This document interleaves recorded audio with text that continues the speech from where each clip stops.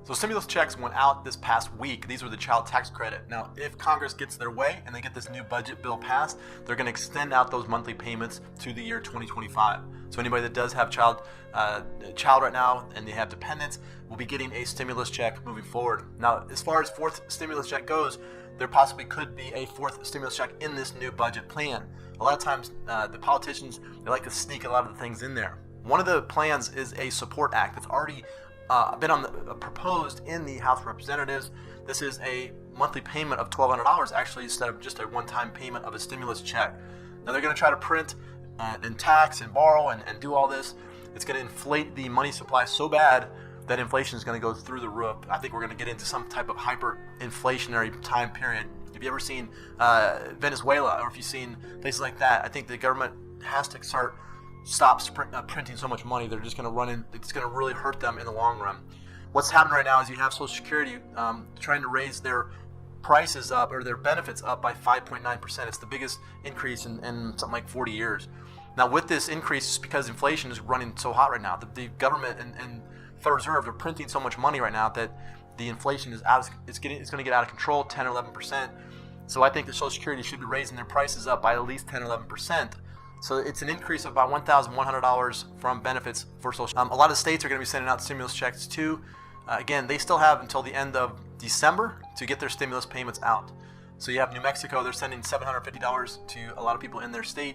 California already sent out those $600 plus the $500 for dependents. And then you have Florida, Georgia, Tennessee. A lot of these other states are sending out checks to teachers. So that's good news for teachers in those states. There's still a ton of states out there that haven't done anything, and I don't know what they're going to do as far as getting more stimulus out there. Some of these states, they should have supported the people in that area. Definitely those states that told the businesses and told everybody in that state to close down, because the fact that they said, well, there's a pandemic going on, we got to close everything down. Well, that's great, but you still have to support those. If those businesses can't operate, can't get people in, then it becomes a real problem. So with inflation absolutely going crazy right now, prices are rising all over the place. It's not only home prices going up, which is great for those that have a home, but also food prices are absolutely going through the roof too. You're going to have all these supply chain issues right now, and so it's going to put a lot of pressure on that. But most of the time, prices rising is because of the fact that there's so much money being printed. I always try to encourage people, and I know the Federal Reserve is going to try to come out with their own stable coin called the Fed Now coin. That to me is where they're going to try to get more stimulus out to people quicker. It'll be good for those that do have an app, have a smartphone. You'll be able to take that app, go out there and spend it. But I don't think long term it's going to be beneficial. I think you'll get like a $2,000 stimulus payment, but you'll try to go to the grocery store and spend money there, and everything's going to be absolutely insane as far as the prices go, because there's going to be so much money floating around out there that all the prices are going to continue to rise. So that's why hard assets are going to be good. Sometimes you can pick up land if you can. I like land just because of the fact that it's never going to go anywhere. They're not going to create more land. It's just one of those real stable places to pick up. You can get a home and all that, but the value of the home is going to deteriorate. If you pick up land, it doesn't really deteriorate. You're just picking up a piece of land that somebody maybe possibly could buy in the future, but you're holding on to that value. You're not getting, currency's not devaluing like that. So the land, you buy it, today's price, and then obviously it increases. It's because the value of the dollar is decreasing. So you have some type of hard asset that you can, in the future, maybe borrow against or sell or something like that. And that's why gold and silver is always good, because in the future you can sell it, you can get rid of it.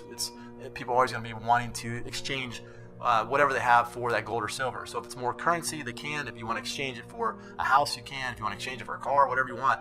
But you exchange that value between two people, and that's what's good about the hard assets. So again, these states that are sending out stimulus checks, you have Arizona and Connecticut, are actually incentivizing people to go back to work, which I like that program. I think that's good.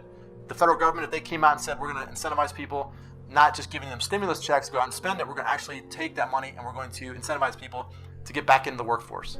Since there's 11 million jobs available right now and nobody's taking them, because last month there was only 194,000 people added to the jobs rate. So nobody's taking a lot of these jobs. So if Biden came out and said, hey, we're going to give everybody a $1,400 check to go back and take care of those jobs or get back into the workforce, you would see a huge uptake in the economy moving forward. I think that's the right approach. I don't know why they're not looking at that approach and doing it that way. Incentivize people to get back into a lot of these jobs, because for me, I've seen a lot of the restaurants in my area that they're understaffed. I mean, I was just in certain places, they just cannot get people to come into work. People just don't want to work for whatever reasons. They're afraid of the pandemic. They don't want to go in and be around people. Maybe they're still getting a unemployment check, which I think a lot of those ran out. But again, people aren't going back to work because of whatever reason, and it's creating a huge shortage of people in basically, everywhere, that, all these things that it's just crazy, all kinds of crazy havoc for a lot of the businesses. So incentivizing people to go back to work would be a great plus. One of the things you can do, I know people have been reaching out to me, talking to me about the first 2 stimulus checks. If you file your returns with the Treasury, you can go to the Treasury website. If you go there and you fill out your returns, there's a recovery rebate section in there that allows you to say, hey, I didn't get the first or second check. You fill out that information, and then they will send you those first 2 stimulus checks. But for right now, 4th stimulus check it's a possibility that it could happen in this new bill. If they do give out 4 stimulus checks, again, try to take that money and invest it. If you invested your $1,200 check back in March of 2020 into BTC, it would be worth $9,000 today. So that's where the value of the currency is devaluing, but at least you would have held on to that purchasing power. If you took the $1,200 and you spent it on stuff that you maybe didn't need, then you wouldn't have anything to show for right now. But if you did invest it, it would be worth about $9,000. And that's why I do encourage people to try to pick up some of these cryptos, try to pick up gold and silver. It's really going to help protect your value. Because the federal government right now is going to continue to print and print. They're going to continue to print money. They're going to put it out try to get it out there and stimulate all this. And as they print all this money and put it out there and try to stimulate the economies, all that's doing is it's hurting the poor, it's hurting the middle class, because they have to spend their dollars they have in their hand is going to be worth less and less every year. So that's why I don't encourage the government to continue to keep printing this money. It's just absolutely going crazy. This whole debt ceiling, they got the debt ceiling raised up by another $480 billion. And to me, it's like, yeah, they need a debt ceiling, but you need to be able to take some of the programs that you have out there and bring those in. You have to eliminate a lot of the government programs. The government doesn't want to do that. They want to just keep raising the debt ceiling, so they can just continue to put on new programs and spend the money. Yeah, if you're obligated to pay people your Social Security payments, that's great, and the federal government will never default on that. But eventually, if they keep printing the money, that the money may not have value anymore. And that's why there's a lot of pressure on federal government to come out with their own stable coin, because stable coins are going to possibly hold the value. Maybe stable coins are going to be the new reserve currency. I personally think that Bitcoin will be the reserve currency in the future, that we will get to a point where people won't want to take dollars anymore. If you go to a grocery store, they're going to say, we don't want these dollars anymore. They're not valuable anymore, but we'll take maybe gold or silver, or we'll take some crypto over here. So that's, to me, is the future. That's going to be the world reserve currency. Places like El Salvador seem they've changed out their currency out there, and I think that's really going to benefit those in that country. The United States will probably be the last people to switch over their currency to something else. But it's not really the federal government's going to come in and say, okay, we're going to switch. It's the people out there that are going to use a different form of currency to pay for goods and services. And so if you do get your stimulus check, try to invest that.